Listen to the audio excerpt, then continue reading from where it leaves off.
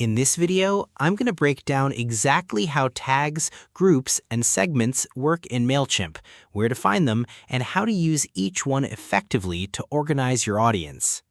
If you've ever opened Mailchimp and felt confused by all these options, you're definitely not alone.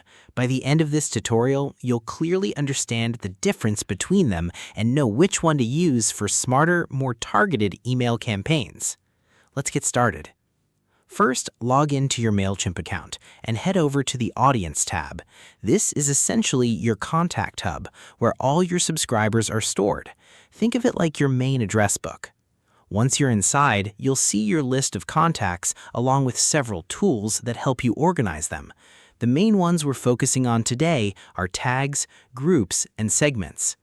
At first glance, these might look similar, but each one serves a different purpose. Understanding how they work will make your email marketing much more effective.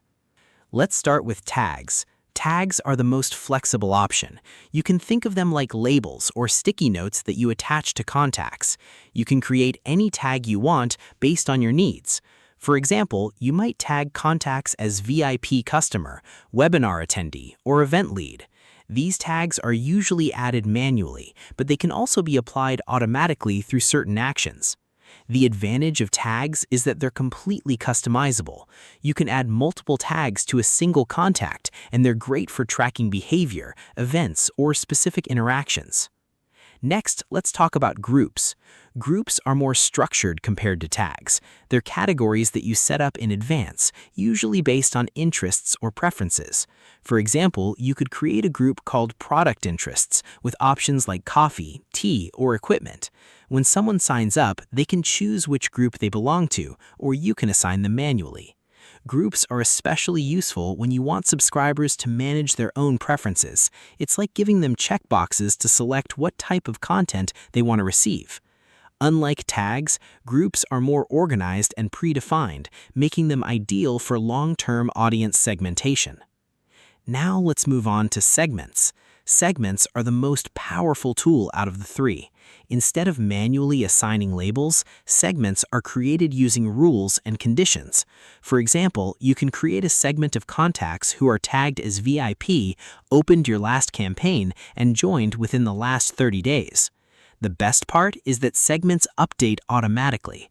As your data changes, Mailchimp continuously refreshes the segment to include only contacts who match your criteria. This makes segments perfect for targeting specific behaviors, actions, or combinations of data without having to update anything manually. To quickly summarize, tags are flexible labels you can add anytime. Groups are structured categories based on interests or preferences. Segments are dynamic filters built on rules that update automatically. Once you understand how these three work together, you'll be able to organize your audience more efficiently and send highly targeted, personalized emails. If you found this tutorial helpful, don't forget to like and subscribe for more simple and practical guides. If you have any questions about tags, groups, or segments, feel free to leave them in the comments below and I'll be happy to help.